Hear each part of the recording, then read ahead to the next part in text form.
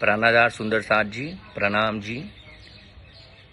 खोज बड़ी संसार रे तुम खोजो साधो, खोज बड़ी संसार। खोजत खोजत सतगुरु पाइए, सतगुरु संग करतार रे तुम खोजो साधो। हे सुंदर साथ जी, यह संसार में खोज का बड़ा महत्व है। मतलब सत्य ज्ञान की खोज और परब्रह्म की। खोजने से सद्गुरु मिलते हैं और सच्चे सद्गुरु के सानिध्य में आने से उनकी कृपा व ज्ञान से पार ब्रह्म की प्राप्ति अर्थात साक्षात्कार होता है। आज वो मेरे सद्गुरु श्री प्राणनाथ ज्ञानपीठ के संस्थापक परम पूज्य स्वामी जी के बारे में 2 शब्द बोलना चाहता हूँ कि उन्होंने समाज को क्या दिया है। मैं कमलेश पटेल गुजरात का सुंदर साथ हूँ। वैसे तो मैं पहले से कृष्ण प्रणामी था, पर जैसे जैसे बड़े होते गए वैसे वैसे अलग अलग संप्रदायों में गया और भरपूर कर्मकांड किया और उससे मुझे सांसारिक यानी भौतिक सुख तो मिला, परंतु मेरा मन हमेशा अशांत रहता था। थोड़ा सा भी भौतिक दुख आता तो मैं तरह तरह की मानता रखता था। माया के काम तो होते रहते थे, लेकिन मुझे अंदर से शांति नहीं मिलती थी। पर मेरी लाइफ में टर्निंग पॉइंट तब आया जब मैं पन्नाजी जाने लगा। वहाँ जाकर मेरा मन शांत होने लगा, परंतु वो नहीं पता था कि ये क्यों हो रहा है। तो मुझे यह जानने की थोड़ी सी इच्छा हुई। तब ही मुझे पता चला कि स्वामी जी की 100 दिवसीय जागनी यात्रा गुजरात से शुरू हो रही है। यह एक चमत्कार कहो या धनी की मेहर कि यह जागनी यात्रा की शुरुआत हमारे पड़ोस वाले गांव देसासन से शुरू हो रही थी और मैं वहां शाम को करीब 7 बजे गया और जाने के तुरंत बाद मैं और मेरे पापा जयंती भाई स्वामी जी को मिलने उनके कमरे में गए और जैसे ही मैंने स्वामी जी को प्रणाम किया तो उन्होंने मेरे पीठ पर हाथ रखकर अपना आशीर्वाद दिया और वो पल मुझे आज भी याद है। साथ जी, मुझे एक अलग सा एहसास हुआ और फिर हमने स्वामी जी की चर्चा सुनी। तब स्वामी जी ने श्रृंगार ग्रंथ की चर्चा की शुरुआत की।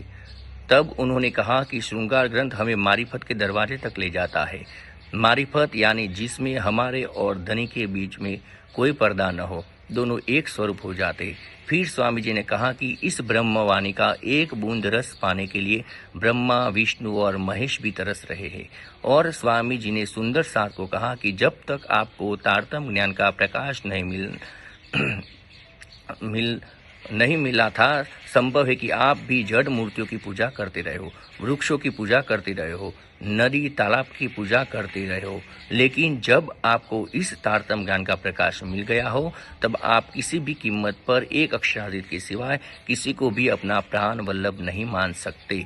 सूर्य उगता है सबके लिए, हवा बहती है सबके लिए, चंद्रमा प्रकाशित करता है सारे संसार को। उसी तरह से प्राणनाथ आए हैं सारे संसार के लिए, वेद के लिए भी आए हैं और कतेब के लिए भी आए हैं। अक्षरातीत आए हैं इस संसार में कोई संप्रदाय चलाने के लिए नहीं, पर सारे ब्रह्मांड को पवित्र करने के लिए आए हैं। अक्षरातीत के हुक्म से ही यह ब्रह्मांड बना है। वाणी के प्रति हमें अथाग श्रद्धा होनी चाहिए, जैसे सिख पंथ वाले लोग अपने ग्रंथ के प्रति रखते हैं। स्वामी जी ने कहा कि अथर्ववेद में यह वर्णन है कि परमधाम कैसा है, परमधाम की ब्रह्मपुरी कैसी है। इसमें 1-2 मंत्र नहीं कि पूरा सूत है जिनको केन सूत कहते हैं और उसी नाम से केनोपनिषद भी बना है। मंडल परिषद में भी कहा गया है कि दिव्य ब्रह्मपुर में परम ब्रह्म है। यह नहीं लिखा है कि माया में पर ब्रह्म है।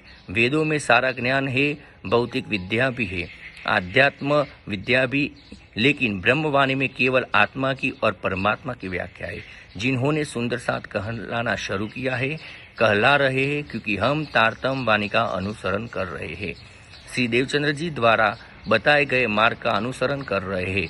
तो हमारी वाणी में वैसी ही कोमलता होनी चाहिए, हमारे हृदय में वैसी ही शीतलता और विशालता होनी चाहिए कि हम सारे संसार को अपने में समेट लें। हमारा कार्य है ब्रह्मवाणी को फैलाना। हमारा कार्य है कट्टर संप्रदाय की चादर को ओढ़कर यदि हम संसार को कहेंगे हमारी वाणी सुनो, हमारी तारतम्य को मानो, हमारे परम धाम को मानो तो कोई क्यों मानेगा, इसलिए हमें हमारा हृदय विशाल और पवित्र करना पड़ेगा और सबके लिए यह आशय रखना पड़ेगा कि ये सब संसार में भटके हुए प्राणी हैं, उनको अक्षरातीत के चरणों तक ले जाना है। सुंदरसाथ जी, मुझे यह चर्चा सुनकर बड़ा आनंद आया और तब ही निश्चय कर लिया कि मुझे यह ब्रह्म ज्ञान पाना है। और बाद में फिर से मुझे स्वामी जी के आशीर्वाद प्राप्त हुए जब जागनी यात्रा का पड़ाव रूपपुरा गांव में आया। यहाँ स्वामी जी की एक बात दिल को छू गई कि यदि हमको अक्षरातीत का दीदार करना है तो हमें चितवनी में डूबना पड़ेगा और उसके लिए हमको सात्विक आहार अपनाना पड़ेगा। तो उसी दिन से मैंने प्याज खाना छोड़ दिया और चाय तो मैंने पहले से ही छोड़ रखी थी। स्वामी जी इतने विनम्र और नम्रता की प्रतिमूर्ति है कि इतना ज्ञान होते हुए भी वो हम जैसे को अति नम्रता से समझाते हैं कि सीधे हमारे दिल में उतर जाए। स्वामी जी ने इस 100 दिवसीय जागनी यात्रा में हर दिन ट्रैवलिंग किया और हर दिन चर्चा अपने मुखारबिंद से की। किसके लिए? हमारे लिए, कि हम इस माया के संसार से बाहर आए और समझे कि यह एकमात्र खेल है और हमारा निज घर परम धाम में है। हमारे प्रियतम एकमात्र अक्षरातीत है। स्वामी जी ने इस समाज को जगाने के लिए हमें गैर बैठे 133 भाषाओं में वाणी की टीका करके दी, ताकि हम किसी तरह इस झूठे संसार से बाहर निकलकर अपने निज घर पहुंच जाए। स्वामी जी ने मंदिर न खोलकर ज्ञानपीठ की स्थापना की और कन्या गुरुकुल की भी स्थापना की, ताकि सबको वाणी का अमूल्य ज्ञान मिले, न कि जड़ मूर्ति में फंस जाए। और करीब पिछले 6 मंथ से मैं हर रोज जूम पर हमारी प्यारी लाडली रू सोनिया दीदी की चर्चा सुनता हूँ तो ऐसा लगता है साक्षात इंद्रावती जी मुझे यह ब्रह्म ज्ञान का रसपान करवा रही है। दीदी की चर्चा से ही आज मैं इस निजानंद संप्रदाय से जुड़ा हूँ। वो इतने सरल और सटीक तरीके से वाणी का रस हमारे दिल में उतार देती है कि वो ज्ञान सीधे हमारे दिल में उतर जाता है, जो कभी भी हम भूल नहीं सकते। उनके द्वारा की गई व्रज एवं रास की चर्चा अद्भुत, अकल्पनीय, अविश्वसनीय थी मेरे लिए। ऐसा ज्ञान न कभी सुना था, न कभी मैं सोच सकता था कि ऐसा व्रज रास में हुआ था। बस मैं इतना कहकर अपनी वाणी को विराम देता हूँ और स्वामी जी जैसे सद्गुरु और दीदी जैसे साथ जी को पाकर मेरा यह जीवन सफल हो गया, ऐसा मैं समझता हूँ। प्रणाम जी सुंदर साथ।